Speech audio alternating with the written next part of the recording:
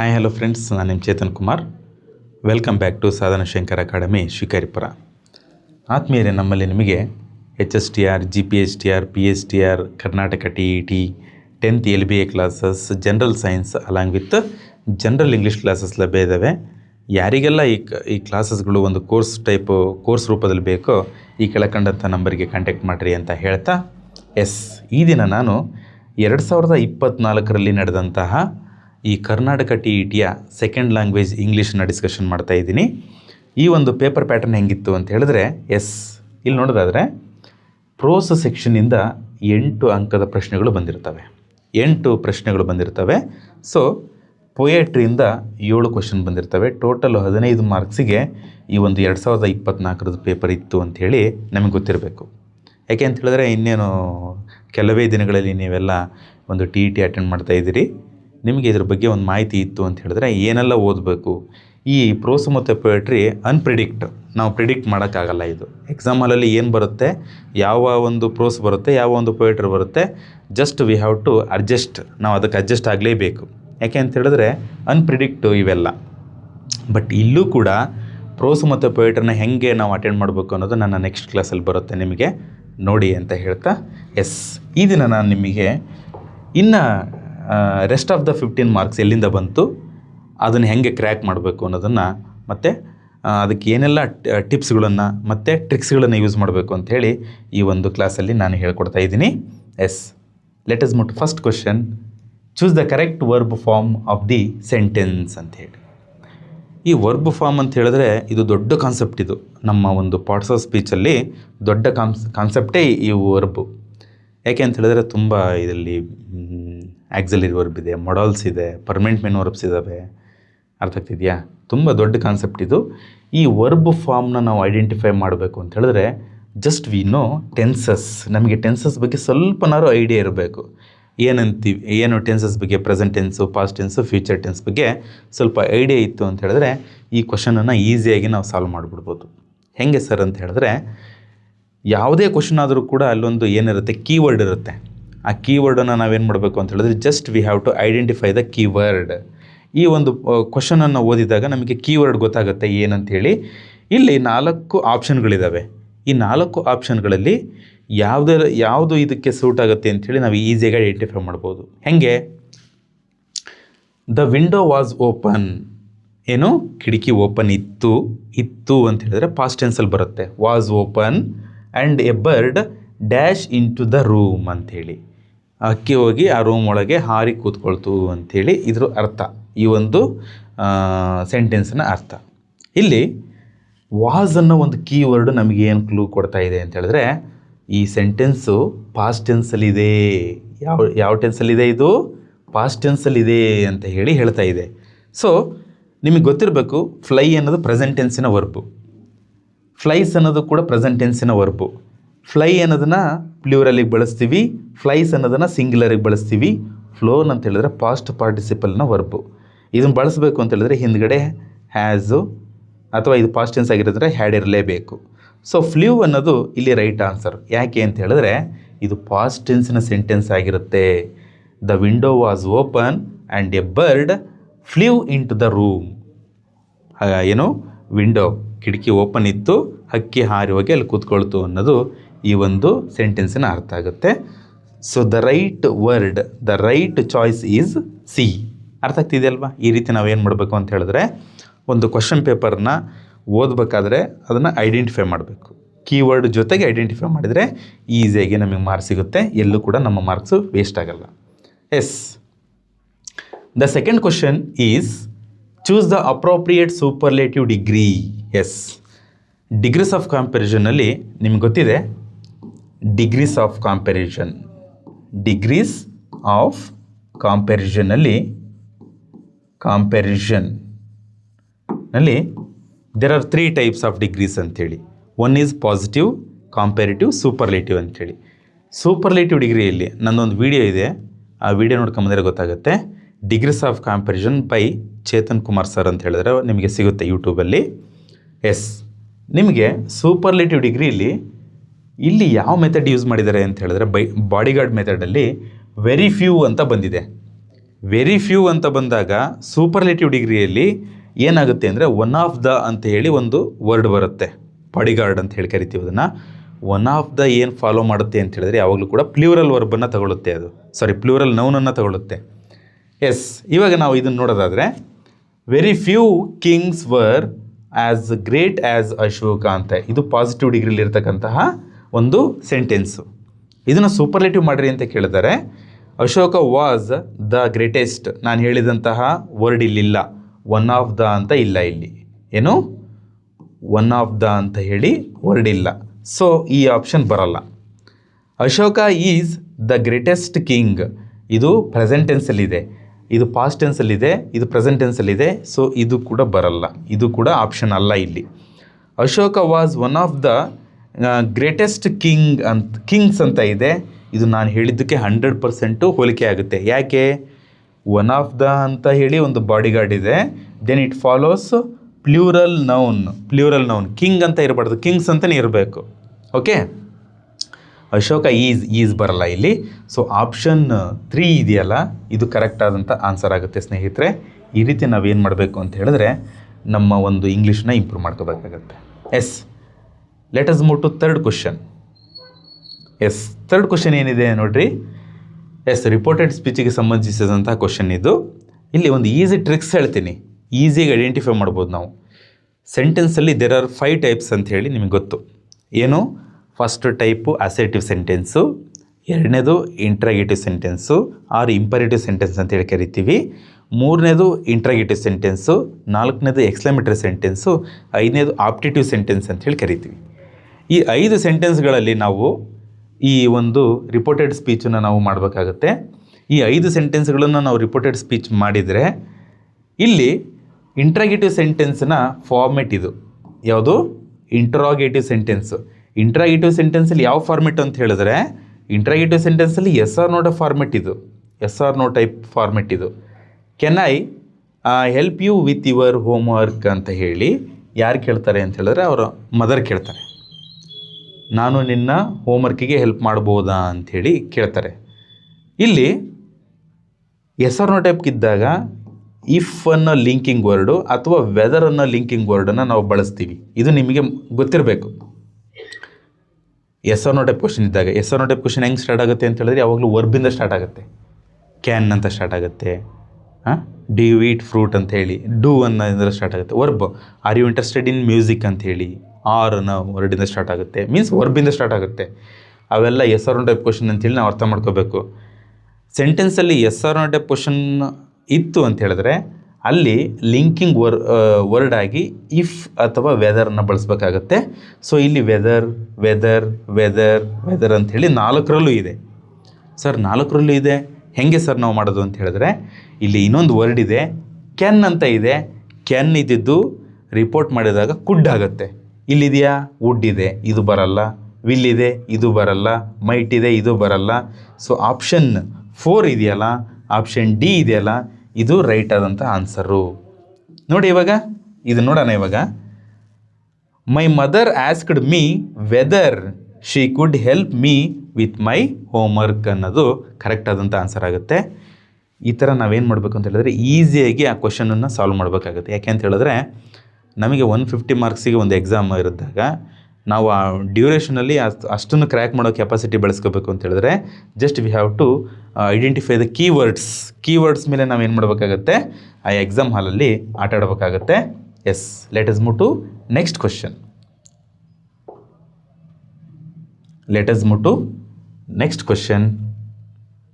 S, choose the correct combined sentence. There was heavy traffic. I could not reach the office in time ಅನ್ನೋದು ಇಲ್ಲಿ ಅಂದರೆ ಈ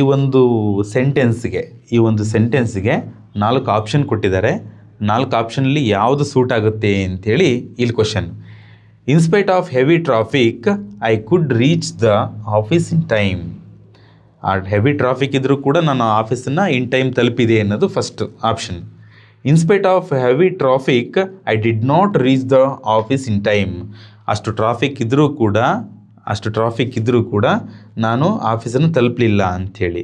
so ಇಲ್ಲಿ ಈ ಒಂದು ಸೆಂಟೆನ್ಸಿಗೆ ಆಪ್ಷನ್ ಎ ಇದೆಯಲ್ಲ ಇದು ಕರೆಕ್ಟ್ ಆನ್ಸರ್. ಯಾಕೆ ಗೊತ್ತಾ, ಅಷ್ಟು ಟ್ರಾಫಿಕ್ ಇದ್ದರೂ ಕೂಡ ಅವನು ಇನ್ ಟೈಮಿಗೆ ಆಫೀಸಲ್ಲಿ ಇದ್ದ ಅನ್ನೋದು ಏನಾಗುತ್ತೆ ಅಂತ ಹೇಳಿದ್ರೆ ಆಪ್ಷನ್ 1 ಇದೆಯಲ್ಲ ಇದು ಕರೆಕ್ಟ್ ಆದಂಥ ಆನ್ಸರ್ ಆಗುತ್ತೆ ಸ್ನೇಹಿತರೆ. ಅರ್ಥ ಆಗ್ತಿದೆಯಲ್ವಾ? Option 1. Let us move to next question. ಇದು ವಾಯ್ಸಿಗೆ ಆಕ್ಟಿವೇಸ್ ಮತ್ತು ಪ್ಯಾಸಿವೇಸಿಗೆ ಸಂಬಂಧಿಸಿದಂಥ ಕ್ವಶನ್ನು. ನೀವೇನು ಮಾಡಬೇಕು ಅಂತ ಹೇಳಿದ್ರೆ ಈ ಕ್ವಶನ್ ಬಂದ ತಕ್ಷಣ ಏನು ಮಾಡಬೇಕು ಅಂತ ಹೇಳಿದ್ರೆ ಕ್ವಶನನ್ನು ಸ್ಪ್ಲಿಟ್ ಮಾಡ್ಕೋಬೇಕು. ಸಬ್ಜೆಕ್ಟು ಇದನ್ನು V2 ಅಂತೇಳಿ. ಯಾಕೆ V2 ಸರ್, ಯಾಕೆ V2 ಬರೆದ್ರಿ ಅಂತ ಹೇಳಿದ್ರೆ ಇಲ್ಲಿ ಕಂಪ್ಲೀಟೆಡ್ ಅಂತ ಇದೆ. ಕಂಪ್ಲೀಟೆಡ್ ಅನ್ನೋದು ಅಂದರೆ ಪಾಸ್ಟ್ ಟೆನ್ಸನ್ನು ವರ್ಬ್ ಇದು. ದ ಸಮ್ ಅನ್ನೋದು ಆಬ್ಜೆಕ್ಟು. ನಾನು ಇವಾಗ ಮಾಡ್ತೀನಿ ನೋಡಿ. ಫಸ್ಟು ಆಬ್ಜೆಕ್ಟ್ ಬರಬೇಕು. The sum. ದ ಸಮ್ ಅನ್ನೋದು ಇದು ಪಾಸ್ಟ್ ಟೆನ್ಸ್ ಆಗಿರೋದ್ರಿಂದ the sum was completed. The sum was completed add preposition by Mona ಅಂಥೇಳಿ. ಈ ಆನ್ಸರು ಯಾವ ಆಪ್ಷನಲ್ಲಿದೆ ಅಂತ ನೋಡೋಣ ಇವಾಗ. ಎ ದ ಸಮ್ ಈಸ್ ಬರೋದೇ ಇಲ್ಲ. ಈಸ್ ಅಂತ ಇಲ್ಲೇ ಇಲ್ಲ. ಯಾಕೆ ಅಂತ ಹೇಳಿದ್ರೆ ಇದು ಪಾಸ್ಟ್ ಟೆನ್ಸಿನ ಸೆಂಟೆನ್ಸ್ ಆಗಿರೋದ್ರಿಂದ, ಸಿಂಪಲ್ ಪಾಸ್ಟಿನ ಸೆಂಟೆನ್ಸ್ ಆಗಿರೋದ್ರಿಂದ ಈಸ್ ಬರಲ್ಲ. The sum was completed by Mona correct ಇದು. ದ ಸಮ್ ಕೆನ್ ಇಲ್ಲ. ದ ಸಮ್ ವಾಸ್ ಬೀಯಿಂಗ್ ಯಾವಾಗ ಬರುತ್ತೆ ಅಂತ ಹೇಳಿದ್ರೆ ಕಂಟಿನ್ಯೂಸ್ ಟೆನ್ಸಿಗೆ ಬೀಯಿಂಗ್ ಯೂಸ್ ಮಾಡ್ತೀವಿ, ಇಲ್ಲಿ ಯೂಸ್ ಮಾಡಲ್ಲ. ಸೊ ಆಪ್ಷನ್ ಬಿ ಅನ್ನೋದು ಕರೆಕ್ಟ್ ಆದಂಥ ಆನ್ಸರ್ ಆಗುತ್ತೆ ಸ್ನೇಹಿತರೆ. ಅರ್ಥ ಆಗ್ತಿದೆಯಲ್ವಾ? ಇಷ್ಟೇ ಸಿಂಪಲ್ಲಾಗಿ ನಾವೇನು ಮಾಡಬೇಕು ಅಂತ ಹೇಳಿದ್ರೆ ಈಸಿಯಾಗಿ ಅದನ್ನು ಸಾಲ್ವ್ ಮಾಡಬೇಕಾಗತ್ತೆ. Yes, let us move to next question. Okay, ಇಷ್ಟೊತ್ತು ನಾವೇನು ಮಾಡಿದ್ವಿ ಅಂತ ಹೇಳಿದ್ರೆ ಗ್ರಾಮರಿಗೆ ಸಂಬಂಧಿಸಿದಂತಹ ಕ್ವಶನ್ಸ್ಗಳನ್ನು ಹೆಂಗೆ ಸಾಲ್ವ್ ಮಾಡಬೇಕು ಅನ್ನೋದು ನೋಡಿದ್ವಿ. ಇವಾಗೇನು ಅಂತ ಹೇಳಿದ್ರೆ ಸ್ವಲ್ಪ ನಮ್ಮ ಇದಕ್ಕೆ ಸಂಬಂಧಿಸಿದಂಥ ಕ್ವಶನ್ನು, ನಮ್ಮ ಜನರಲ್ ನಾಲೆಡ್ಜಿಗೆ ಸಂಬಂಧಿಸಿದ ಕ್ವಶನ್ ಬರ್ತವೆ. ಅಲಾಂಗ್ ವಿತ್ ಪೆಡಗಾಗಿ ಬರುತ್ತೆ, English pedagogy. Yes, listen. NCTE stands for, ನಿಮ್ಗೆ ಗೊತ್ತಿದೆ. ಯಾಕೆಂತ ಹೇಳಿದ್ರೆ ನಾವೆಲ್ಲ B.Ed ಮಾಡಿಕೊಂಡೇ ಈ ಒಂದು ಪ್ರೊಫೆಷನಿಗೆ ಬಂದಿದ್ದೀವಿ. ನಾವು B.Edಗೆ ಜಾಯ್ನ್ ಆಗಬೇಕಾದ್ರೆ ಅಲ್ಲಿ ಒಂದು NCTE ಅಫಿಲಿಯೇಟೆಡ್ ಅಂಥೇಳಿ ಬರೆದಿರ್ತಾರೆ. ಯಾವುದೇ B.Ed ಕಾಲೇಜಿಗೆ ಹೋದ್ರು ಅಫಿಲಿಯೇಟೆಡ್ ಆಗಿದ್ದರೆ ಮಾತ್ರ, ಸುಮ್ಮನೆ ಎಲ್ಲ B.Ed ಕಾಲೇಜಿಗೂ ಅಲ್ಲ. ಅಲ್ಲಿ ಬರೆದಿರ್ತಾರೆ ಏನು ಅಂತ ಹೇಳಿದ್ರೆ national council for teacher education ಅನ್ನೋದು ಕರೆಕ್ಟ್ ಆನ್ಸರ್. ಆಮೇಲೆ ಉಳಿದೋ ಡಿಸ್ಕಷನ್ ಮಾಡೋಣ. National council for teacher education ಅನ್ನೋದು ಕರೆಕ್ಟ್ ಆನ್ಸರ್. ನ್ಯಾಷನಲ್ ಕರಿಕ್ಯುಲಮ್ ಬರಲ್ಲ ಇಲ್ಲಿ. ಕಮಿಟಿ ಅಲ್ಲ. ಕೌನ್ಸಿಲ್ ಫಾರ್ ಟೆಕ್ನಿಕಲ್ ಅಲ್ಲ. ಎಸ್, ಈ ರೀತಿ NCTE ಅಂತ ಹೇಳಿದ್ರೆ national council for teacher education, ಇದಕ್ಕೆ ಸಂಬಂಧಿಸಿದಂತಹ ಅಬ್ರಿವೇಷನ್ ಏನಾಗಿದೆ? NCTE ಆಗಿದೆ. ಅರ್ಥ ಆಗ್ತಿದೆಯಲ್ವಾ? Yes, let us move to next question. ಒಬ್ಬ ಲ್ಯಾಂಗ್ವೇಜ್ ಟೀಚರ್ ಅಂತ ಹೇಳಿದ್ರೆ ಇದನ್ನೆಲ್ಲ ತಿಳ್ಕೊಳ್ಳೇಬೇಕು. ವಾಸ್ಟ್ ಆಗಿರುತ್ತೆ ಲ್ಯಾಂಗ್ವೇಜ್ ಟೀಚರ್ ಅಂತ ಹೇಳಿದ್ರೆ. It is not a easy job. ಯಾಕೆ? The second tongue of all the teacher in general and right hand of a language teacher is. ಈಗ ನಾನಿವಾಗ ನಿಮಗೆ ಪಾಠ ಮಾಡ್ತಾ ಇದ್ದೀನಿ. ನಾನಿವಾಗ ನಿಮಗೆ ಡಿಫಿಕಲ್ಟ್ ಆಗಿರೋದನ್ನು ನಾನು ಏನು ಹೇಳ್ತೀನಿ, ಫಾರ್ ಎಕ್ಸಾಂಪಲ್ ಇವಾಗ ನಾನು ಇದಕ್ಕೆ ಆನ್ಸರು ಚಾಕ್ ಬೋರ್ಡ್ ಅಂತೀನಿ. ಚಾಕ್ ಬೋರ್ಡ್ ಅಂತೀನಿ. ನಾನು ಏನು ಹೇಳಿರ್ತೀನಲ್ಲ ಅದನ್ನೇ ಇಲ್ಲಿ ಬರಿತೀನಲ್ಲ. ನಂದು ಮೀನ್ಸ್ ಸೆಕೆಂಡ್ ಟಂಗ್ ಯಾವುದಪ್ಪ ಅಂತ ಹೇಳಿದ್ರೆ ಚಾಕ್. ಇದನ್ನು ಅಂದ್ಕೊಳ್ರಿ, ಚಾಕ್ ಅಂದ್ಕೊಳ್ರಿ. ಇದನ್ನು ಬ್ಲ್ಯಾಕ್ ಬೋರ್ಡ್ ಅಂದ್ಕೊಳ್ರಿ. ಚಾಕ್ ಬೋರ್ಡ್ ಅನ್ನೋದು ಇಲ್ಲಿ ಆಪ್ಷನ್ ಎ ಅನ್ನೋದು ಕರೆಕ್ಟ್ ಆನ್ಸರ್ ಆಗುತ್ತೆ. ಯಾಕೆ ಅಂತ ಹೇಳಿದ್ರೆ ಟೀಚರ್ ಏನು ಹೇಳ್ತಾನೆ ಅದು ಅವನ ಕೈ ಬರೆಯುತ್ತೆ, ಮತ್ತು ಆ ಒಂದು ಬೋರ್ಡಲ್ಲಿ ಅದು ಮೂಡುತ್ತಲ್ಲ, ದಟ್ ಈಸ್ ಸೆಕೆಂಡ್ ಟಂಗ್ ಅಂತ ಹೇಳ್ತೀವಿ. ರೈಟ್ ಹ್ಯಾಂಡ್ ಅಂತಲೂ ಕೂಡ ಇದೆ. 2 ಕ್ವಶನ್ ಇದ್ದಾವೆ ಇದರಲ್ಲಿ. ಈ ಒಂದು ಕ್ವಶನಲ್ಲಿ 2 ಕ್ವಶನ್ ಇದ್ದಾವೆ. ಸೆಕೆಂಡ್ ಟಂಗ್ ಯಾವುದಪ್ಪ ಅಂತ ಹೇಳಿದ್ರೆ ಚಾಕ್ ಬೋರ್ಡು, ಮತ್ತು ರೈಟ್ ಹ್ಯಾಂಡ್ ಯಾವುದಪ್ಪ ಅಂದರೆ ಇದು ಇದೆ. ಯಾವುದು? ಚಾಕ್ ಬೋರ್ಡ್ ಮೆಥಡ್ ಆಗುತ್ತೆ. ಎ ಪೀಸ್ ಆಫ್ ಚಾಕ್ ಆಗಲ್ಲ. ರೆಡ್ ಪೆನ್ ಅಲ್ವೇ ಅಲ್ಲ. ರೆಡ್ ಪೆನ್ನು ನಾವು ಕರೆಕ್ಷನ್ ಮಾಡೋಕ್ಕೆ ಯೂಸ್ ಮಾಡ್ತೀವಿ. ದೆನ್ ಟೈಮ್ ಟೇಬಲ್ ಇದು ನಾವು ಹೋಗಿ ಪಾಠ ಮಾಡೋಕ್ಕೋಸ್ಕರ ಯೂಸ್ ಮಾಡ್ತೀವಿ, ಇದು ಬರಲ್ಲ. ಸೆಕೆಂಡ್ ಟಂಗ್ ಯಾವುದಪ್ಪ ಅಂತ ಹೇಳಿದ್ರೆ ನಾವು ಏನು ಹೇಳ್ತೀವೋ ಅದನ್ನು ಬರಿತೀವಲ್ಲ ಬೋರ್ಡ್ ಮೇಲೆ, that is what we call chalk board ಅಂತ ಹೇಳಿ ಕರಿತೀವಿ. Let us move to next question. Okay, the approach which emphasises the more use of target language and there is hardly scope of use mother tongue of the pupils as the structure of English language cannot be translated into mother tongue is known as. ಅಂದರೆ ಒಂದು class ರೂಮಲ್ಲಿ, ಈ ಕ್ವಶನಿನ ಅರ್ಥ ಏನಪ್ಪ ಅಂತ ಹೇಳಿದ್ರೆ, ಒಂದು class ರೂಮಲ್ಲಿ ನಾವೇನು ಮಾಡಬೇಕು ಅಂತ ಹೇಳಿದ್ರೆ ಟಾರ್ಗೆಟ್ ಲ್ಯಾಂಗ್ವೇಜ್ ಅಂತ ಇರುತ್ತೆ. ಟಾರ್ಗೆಟ್ ಲ್ಯಾಂಗ್ವೇಜ್ ಅಂತ ಹೇಳಿದ್ರೆ ಇಂಗ್ಲೀಷ್ ಟು ಇಂಗ್ಲೀಷ್ ಮಾಡೋದು ಟಾರ್ಗೆಟ್ ಲ್ಯಾಂಗ್ವೇಜ್ ಆಗುತ್ತೆ. ಇಲ್ಲಿ 4 ಅಪ್ರೋಚ್ಗಳಿದ್ದಾವೆ, ಆ ಮೆಥಡ್ಗಳಿದ್ದಾವೆ. ಕಮ್ಯುನಿಕೇಟಿವ್ ಅಪ್ರೋಚ್ ಅಂತ ಹೇಳಿದ್ರೆ ಇದು ಸ್ಪೋಕನ್ ಈಗ ಸ್ಪೀಕಿಂಗ್ ಕೋರ್ಸಿಗೆ ಸಂಬಂಧಿಸಿದಂತಹ ಒಂದು ಅಪ್ರೋಚ್ ಯಾವುದಪ್ಪ ಅಂತ ಹೇಳಿದ್ರೆ ದಟ್ ಈಸ್ ಕಮ್ಯುನಿಕೇಟಿವ್ ಅಪ್ರೋಚ್, ಸ್ಪೋಕನಿಗೆ ಸಂಬಂಧಿಸಿದಂಥ ಅಪ್ರೋಚ್ ಇದು. ನೆಕ್ಸ್ಟು ಬೈಲಿಂಗ್ವೆಲ್ ಅಂತ ಹೇಳಿದ್ರೆ, ಈಗ ಫಾರ್ ಎಕ್ಸಾಂಪಲ್ ನಾನಿವಾಗ ಮಾಡ್ತಾ ಇರೋದು ಬೈಲಿಂಗ್ವೆಲ್ ಮೆಥಡ್. ಯಾಕೆ ಅಂತ ಹೇಳಿದ್ರೆ ನಿಮಗೆ ಇಂಗ್ಲೀಷ್ ಟು ಇಂಗ್ಲೀಷ್ ಹೇಳಿದೆ ಅಂತ ಹೇಳಿದ್ರೆ ನೀವು ಅದನ್ನು ಅರ್ಥ ಮಾಡ್ಕೊಳ್ಳೋ ಶಕ್ತಿನ ಇದೆಯೋ ಇಲ್ಲೋ ಗೊತ್ತಿಲ್ಲ ನನಗೆ. ಬಟ್ ಇಂಗ್ಲೀಷ್ ಟು ಕನ್ನಡ ಹೇಳಿದ್ದೀವಿ ಅಂತ ಹೇಳಿದ್ರೆ ಕರ್ನಾಟಕದಲ್ಲಿ ನೀವೆಲ್ಲರೂ ನೋಡ್ತಿರಲ್ಲ, ಎಲ್ಲರಿಗೂ ಈಸಿಯಾಗಿ ಅರ್ಥ ಆಗುತ್ತೆ. ಇಂಗ್ಲೀಷ್ ಮೀಡಿಯಮ್ನವ್ರಿಗೂ ಅರ್ಥ ಆಗುತ್ತೆ, ಕನ್ನಡ ಮೀಡಿಯಮ್ನವ್ರಿಗೂ ಅರ್ಥ ಆಗುತ್ತೆ. So I use here bilingual method. Bilingual ಅಂತ ಹೇಳಿದ್ರೆ 2 ಲ್ಯಾಂಗ್ವೇಜ್ಗಳು, ಒಂದು ಅವರ ಮದರ್ ಟಂಗು, ಇನ್ನೊಂದು target language. Target language means English. ನಾನು ಇವಾಗ ಇಂಗ್ಲೀಷ್ ಮಾಡ್ತಾಯಿದ್ದೀನಿ, ಅಲಾಂಗ್ ವಿತ್ ಕನ್ನಡದಲ್ಲಿ ಎಕ್ಸ್ಪ್ಲೇನ್ ಮಾಡ್ತಾಯಿದ್ದೀನಿ. That is what bilingual method ಅಂತ ಹೇಳಿ ಕರಿತೀವಿ. ಸ್ಟ್ರಕ್ಚರಲ್ ಅಪ್ರೋಚ್ ಅಂತ ಹೇಳಿ ಇದು ಕರೆಕ್ಟ್ ಆದಂಥ ಆನ್ಸರು. ಯಾಕೆ ಅಂತ ಹೇಳಿದ್ರೆ ಈ ಸ್ಟ್ರಕ್ಚರಲ್ ಅಪ್ರೋಚಲ್ಲಿ ನಾವೇನು ಮಾಡ್ತೀವಿ ಅಂತ ಹೇಳಿದ್ರೆ ಇಂಗ್ಲೀಷ್ನ ಇಂಗ್ಲೀಷ್ ಮೂಲಕನೇ ಹೇಳ್ತೀವಿ ಮಕ್ಕಳಿಗೆ. Whether they can understand or not, ನಾವು ಇಂಗ್ಲೀಷನ್ನು ಇಂಗ್ಲೀಷ್ ಮೂಲಕನೇ ಎಕ್ಸ್ಪ್ರೆಸ್ ಮಾಡ್ತೀವಲ್ಲ, that is what we call structural approach ಅಂತೇಳಿ ಕರಿತೀವಿ. ಸ್ಪೈರಲ್ ಅಪ್ರೋಚ್ ಅಂತ ಹೇಳಿದ್ರೆ ಇದಕ್ಕೂ ಬರಲ್ಲ. ಸೊ ಆಪ್ಷನ್ ಸಿ ಅನ್ನೋದು ಕರೆಕ್ಟ್ ಆದಂಥ ಆನ್ಸರ್ ಆಗುತ್ತೆ ಸ್ನೇಹಿತರೆ, option C. Let us move to next question. Okay, receptive vocabulary. Receptive ಅಂತ ಹೇಳಿದ್ರೆ ನಾವು ಪಡ್ಕೊಂಡಿರೋದು. ರಿಸೆಪ್ಟಿವ್ ಅಂತ ಹೇಳಿದ್ರೆ ನಾವು ಪಡ್ಕೊಂಡಿರೋ ವೊಕ್ಯಾಬ್ಯುಲರಿ ಏನು ಅಂತ ಹೇಳಿ ಕೇಳಿದ್ದಾರೆ. ಇಲ್ಲಿ ಈಸ್ ಅಂತ ಹೇಳಿ ಕೇಳಿದ್ದಾರೆ. ಇದಕ್ಕೆ ಆನ್ಸರ್ ಹೇಳಿ ನೆಕ್ಸ್ಟ್ ಉಳಿದವನ್ನ ಎಕ್ಸ್ಪ್ರೆಸ್ ಮಾಡ್ತೀನಿ ನಾನು. ಯಾಕೆ ಅಂತ ಹೇಳಿದ್ರೆ ನಿಮ್ಗೆ ಆನ್ಸರ್ ಹೇಳಿದಾಗ ಗೊತ್ತಾಗುತ್ತೆ ಹೌದು ಅಂತೇಳಿ. Recognising words while listening or study reading. ನಾವು ಮಾತಾಡಬೇಕಾದ್ರೆ ನಾವು ಕೇಳಿಸ್ಕೊಳ್ಬೇಕಾದ್ರೆ ಮತ್ತು ಓದಬೇಕಾದ್ರೆ ನಾವು ಈ ವೊಕ್ಯಾಬ್ಯುಲರಿನ ಜಡ್ಜ್ ಮಾಡ್ತೀವಿ, ರಿಸೆಪ್ಟಿವ್ ವೊಕ್ಯಾಬ್ಯುಲರಿ ಅನ್ನೋದನ್ನು. ಯಾಕೆ ಗೊತ್ತಾ, ನಾವು ಓದಬೇಕಾದ್ರೆ ನಮ್ಮ ಟೀಚರು ಇದನ್ನು ಸ್ಕೂಲ್ ಅಂಥೇಳಿ ಪ್ರೊನೌನ್ಸ್ ಮಾಡಿ ಓದಿದ್ರು, ನಾವು ಇದನ್ನು ಸ್ಕೂಲ್ ಅಂಥೇಳಿ ಪ್ರೊನೌನ್ಸ್ ಮಾಡಬೇಕು. ತಗೊಂಡಿದ್ದನ್ನು ಜಸ್ಟ್ ನಾವು ಓದ್ತೀವಿ. ನೆಕ್ಸ್ಟ್ ಲಿಸನಿಂಗ್, ನಾವು ಏನು ಕೇಳಿಸ್ಕೊಂಡಿದ್ದನ್ನೇ ಮಾತಾಡ್ತಾರೆ. ಸೊ ಅದಕ್ಕೋಸ್ಕರ ಆ ವರ್ಡನ್ನು ರೆಕಗ್ನೈಸ್ ಮಾಡ್ತಾರಲ್ಲ, ಆ ವರ್ಡ್ನ ರೆಕಗ್ನೈಸ್ ಮಾಡೋದೇ ರಿಸೆಪ್ಟಿವ್ ವೊಕ್ಯಾಬ್ಯುಲರಿ ಅಂತೇಳಿ ಕರಿತೀವಿ. A word we use while speaking or listening, ಇದು ಬರಲ್ಲ. Knowing the meaning of the word ತಿಳ್ಕೊಳೋದಲ್ಲ ರಿಸೆಪ್ಟಿವ್ ವೊಕ್ಯಾಬ್ಯುಲರಿ ಅಂತ ಹೇಳಿದ್ರೆ. ಆಂಬಿಗಿಯಸ್ ವರ್ಡ್ಸ್ ಅಂತ ಹೇಳಿದ್ರೆ ಇದು ಅಲ್ಲ. ಸೊ ಆಪ್ಷನ್ ಬಿ ಅನ್ನೋದು ಕರೆಕ್ಟ್ ಆನ್ಸರ್ ಆಗುತ್ತೆ. ನಾವು ಕೇಳಿಸ್ಕೊಳ್ಬೇಕಾದ್ರೆ ಮತ್ತು ಓದಬೇಕಾದ್ರೆ ಆ ವೊಕ್ಯಾಬ್ಯುಲರಿನ ಯೂಸ್ ಮಾಡ್ತೀವಿ. So receptive vocabulary means recognising the words while listening and reading ಅನ್ನೋದು ಕರೆಕ್ಟ್ ಆದಂಥ ಆನ್ಸರ್ ಆಗುತ್ತೆ. Next question yes. The change in the form of the word or words as grammatical aspects to obtain the intended meaning is known as ಅಂಥೇಳಿ.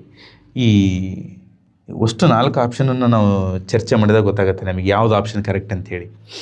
ಸಿಂಟೆಕ್ಸ್ ಅಂತ ಹೇಳಿದ್ರೆ ಏನಪ್ಪ ಅಂತ ಹೇಳಿದ್ರೆ the study of a sentence ಅಂಥೇಳಿ. Study of sentence, ಒಂದು ಸೆಂಟೆನ್ಸ್ನ ಅಧ್ಯಯನ ಮಾಡ್ತೀವಿ ಅಂತ ಹೇಳಿದ್ರೆ ಅದನ್ನು ಸಿಂಟೆಕ್ಸ್ ಅಂತ ಹೇಳಿ ಕರಿತೀವಿ. ಕಾನ್ಕೋರ್ಡ್ ಅಂತ ಹೇಳಿದ್ರೆ ಏನಪ್ಪ ಅಂತ ಹೇಳಿದ್ರೆ, ಈಗ ಫಾರ್ ಎಕ್ಸಾಂಪಲ್ ಇವಾಗ ಶಿ ಅಂತ ಇದೆ, ಶಿ ಈಸೇ ಬರುತ್ತೆ. ಅಥವಾ ಇದು ಬಿ ಫಾರ್ಮ್ ಅವ್ರು ಬಿದ್ದಾಗ ಶಿ ರೀಡ್ಸ್ ಅಂಥೇಳಿ, ಪರ್ಮನೆಂಟ್ ಮೇನ್ ಅವ್ರು ಬಿದ್ದಾಗ ರೀಡ್ಸ್ ಬರುತ್ತೆ. ಅಂದರೆ ಶಿ ಇದ್ದಾಗ ಇದೇ ಬರಬೇಕು ಅಂಥೇಳಿ ಇದೆ rules. Means singular subject takes singular verb ಅಂಥೇಳಿ, plural subject takes plural verb ಅಂಥೇಳಿ. So that is what we call concord ಅಂಥೇಳಿ ಕರಿತೀವಿ. ಸಿಮೆಂಟಿಕ್ಸ್ ಅಂತ ಹೇಳಿದ್ರೆ ಏನಪ್ಪ ಅಂತ ಹೇಳಿದ್ರೆ the study of meaning of a language. Meaning ಅಂತ ತಿಳ್ಕೊಳೋದು ಏನಂತ ಕರಿತೀವಿ, ಸಿಮೆಂಟಿಕ್ಸ್ ಅಂತೇಳಿ ಕರಿತೀವಿ. ಇಲ್ಲಿ ಆನ್ಸರ್ ಏನಾಗುತ್ತೆ ಅಂತ ಹೇಳಿದ್ರೆ ಇನ್ಫ್ಲೆಕ್ಷನ್ಸ್ ಆಗುತ್ತೆ. ಯಾಕೆ ಗೊತ್ತಾ, ಇಲ್ಲಿ ನೋಡ್ರಿ, I know, she nose, I know ಇದೇ ವರ್ಡ್ ನೋಡ್ರಿ. ಐ ಇದ್ದಾಗ ನೋ ಆಗುತ್ತೆ, ಶಿ ಇದ್ದಾಗ ನೋಸ್ ಆಗುತ್ತೆ. ಮತ್ತು ಶಿ ಈಸ್ ನೋಯಿಂಗ್, ಈ ರೀತಿ ನಾವೇನು ಮಾಡ್ತೀವಿ ಅಂತ ಹೇಳಿದ್ರೆ according to the sense of the sentence ನಾವೇನು ಮಾಡ್ತೀವಿ ಅಂತ ಹೇಳಿದ್ರೆ ಇನ್ಫ್ಲೆಕ್ಷನ್ಸ್ ಮಾಡ್ತಾ ಇರ್ತೀವಿ. ಅದಕ್ಕೋಸ್ಕರ ಏನು ಕೇಳಿದ್ದಾರೆ ಅಂತ ಹೇಳಿದ್ರೆ ಆ ಒಂದು ವರ್ಡನ್ನು ಚೇಂಜ್ ಮಾಡಿದಾಗ, ಈ ವರ್ಡನ್ನು ನೋಡ್ರಿ, ನೋ ಇದ್ದಿದ್ದು ನೋಸ್ ಆಯಿತು, ನೋಯಿಂಗ್ ಆಯಿತು, ಚೇಂಜ್ ಮಾಡಿದಾಗ ಏನಾಗುತ್ತೆ ಅಂತೇಳಿ ಕೇಳಿದ್ದಾರೆ, ಇನ್ಫ್ಲೆಕ್ಷನ್ಸ್ ಆಗುತ್ತೆ. ಅದು ಏನಾಗುತ್ತೆ? ಇನ್ಫ್ಲೆಕ್ಷನ್ಸ್ ಆಗುತ್ತೆ. Yes, let us move to next question. Yes, the statements that describe the knowledge, skills and attitudes which students should acquire by the end of particular class or course is known as ಅಂತ ಹೇಳಿ ಕೇಳಿದ್ದಾರೆ. ಅಂದರೆ ಇವಾಗ 4 ಆಪ್ಷನನ್ನು discussion ಮಾಡೋಣ ಇವಾಗ. S, ಇಲ್ಲಿಂದ ಹೋಗೋಣ. Learning objectives ಅಂತ ಹೇಳಿದ್ರೆ ಒಬ್ಬ ಟೀಚರ್ ಏನು ಮಾಡ್ತಾನೆ ಅಂತ ಹೇಳಿದ್ರೆ ಕ್ಲಾಸ್ ರೂಮಿಗೆ ಎಂಟ್ರಿ ಆಗೋಕ್ಕಿಂತ ಫಸ್ಟು ನಾನು ಮಕ್ಕಳಿಗೆ ಇಂತಿಂಥ ಆಬ್ಜೆಕ್ಟಿವ್ನ ಕಲಿಸ್ಬೇಕು ಉದ್ದೇಶಗಳನ್ನು ಇಟ್ಕೊಂಡು ಕ್ಲಾಸ್ ರೂಮಿಗೆ ಎಂಟ್ರಿ ಆಗ್ತಾನೆ. ಇದು ಬರಲ್ಲ. ಅಂದರೆ ಎಂಡ್ ಆಫ್ ದ ಕ್ಲಾಸ್ ಅಂತ ಕೇಳಿದ್ದಾನೆ. ಇದು ನಾವೇನು ಎಂಟ್ರಿ ಆಗೋದ್ರೊಳಗೆ ನಾವು ಮಾಡ್ತಕ್ಕಂತಹ ಒಂದು ಆಬ್ಜೆಕ್ಟಿವ್ಸ್ ಅಂತ ಹೇಳಿ.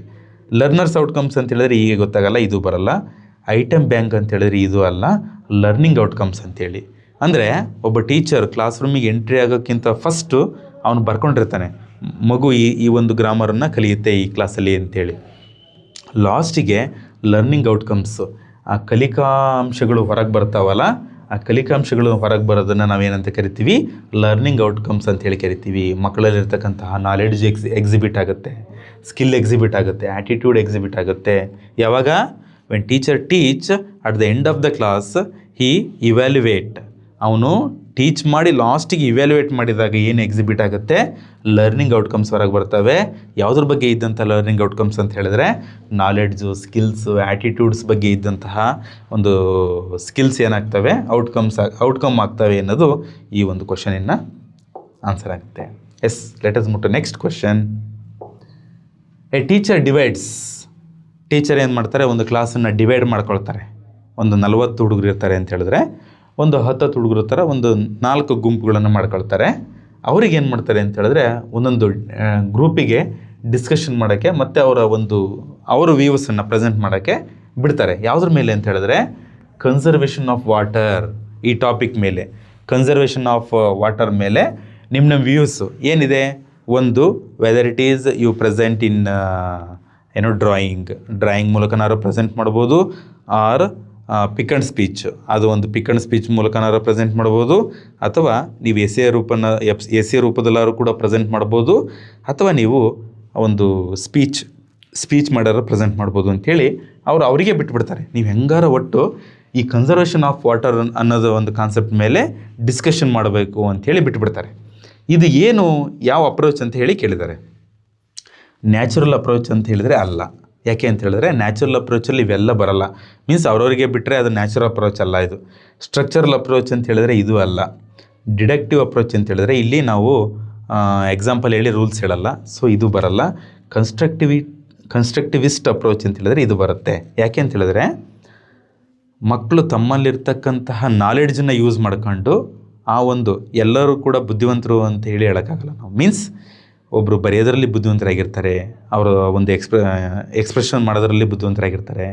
ಕೆಲವೊಬ್ಬರು ಅದೇ ವಿಚಾರನ ಡ್ರಾಯಿಂಗಲ್ಲಿ ಬಿಡಿಸಿ ಎಕ್ಸ್ಪ್ರೆಸ್ ಮಾಡ್ತಕ್ಕಂತಹ ಕೆಪಾಸಿಟಿ ಇರುತ್ತೆ. ಮೀನ್ಸ್ ತನ್ನಲ್ಲಿರ್ತಕ್ಕಂತಹ ನಾಲೆಡ್ಜನ್ನು ಉಪಯೋಗಿಸ್ಕೊಂಡು ಆ ಒಂದು ಕಾನ್ಸೆಪ್ಟನ್ನು ಎಕ್ಸ್ಪ್ರೆಸ್ ಮಾಡ್ತಕ್ಕಂಥ ಶಕ್ತಿ ಇರೋದು ಕನ್ಸ್ಟ್ರಕ್ಟಿವ್ ಅಪ್ರೋಚಲ್ಲಿ. So option